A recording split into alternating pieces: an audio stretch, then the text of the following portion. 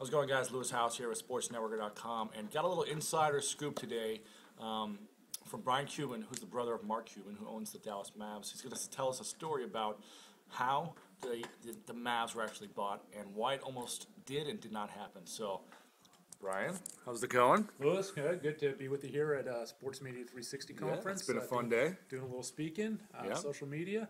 Yeah, back in, you have to understand this, you have to go all the way back to 1999. I want to say May to June of 1999, and the story takes us to Pittsburgh, where we are from. Mark and I are from Pittsburgh, born and raised. The Pittsburgh Penguins had declared bankruptcy at that time. It was a guy, I believe his name was Marino, who was at that time one of the bigwigs at EMC, owned them, and he threw them into bankruptcy, and there was a clear and present danger that somebody was going to buy the team and move it out of Pittsburgh.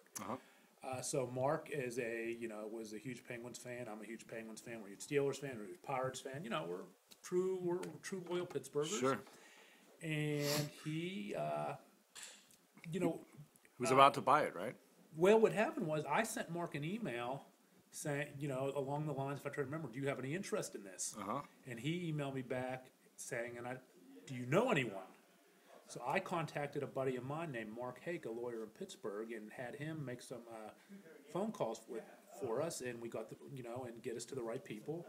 So Mark sent me to Pittsburgh, and I, as a lawyer, and I'm licensed in Pennsylvania. I attended some bankruptcy hearings and got involved with seeing what's going on in the bankruptcy court. Then Mark comes in, he's the deal guy. Sure. And we met with Mario Lemieux was also looking at buying the team. We met with Mario Lemieux and his agent. Tom Rich, and in a meeting, and at this meeting, there was kind of a deal reached only in principle that Mark was going to have some participation in the team along with Mario Lemieux. Right.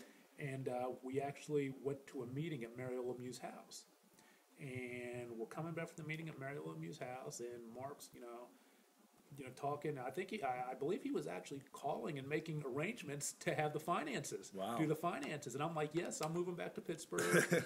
This is great. Hometown, for right? the Penguins. Yeah. I'm coming back home.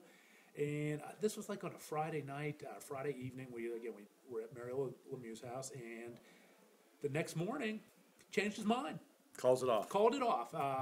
Just boom, done. Decide he didn't want to do it. And he's publicly stated the reason he didn't want to do it is he just didn't think there were enough business people involved in the deal. So he just changed his mind. Okay. And that was in June of '99, and Mark bought the Mavericks in late December, January of 2000. So June to January, what is that, 6 months? Yeah. So Quick switch. Just 6 months prior to him buying the Mavericks, he had come very close to buying the Penguins, and if he had bought the Penguins, I think the odds are pretty good that he never would have bought the Dallas Mavericks. You never know how those things are going to go, but that is how close, from my perspective, the Mavericks never came to being owned by Mark Cuban. Wow. And it turned out, as it turns out, it was the great thing for the Pittsburgh, and it was not that Mark wouldn't have been a great owner, Right. but it turned out to be a great thing for both Dallas and for Pittsburgh because Mario Lemieux actually turned out to be a wonderful owner for the team. Sure. It's turned the team around. We are now 2 Stanley Cups later, and Dallas, Dallas Mavericks have redefined themselves as as one of the fun teams to see in the NBA with one of the most innovative. Best passionate owners in professional sports. Exactly. And it has done a lot for Dallas as a sports town, and it has, and Put them back on the map in the put NBA. them back in the map in the NBA. So I think both the fact that Mark Cuban almost didn't buy the Mavericks and almost bought the Penguins was the best thing to happen to Pittsburgh and to Dallas. Awesome. Thanks, Brian. You're welcome.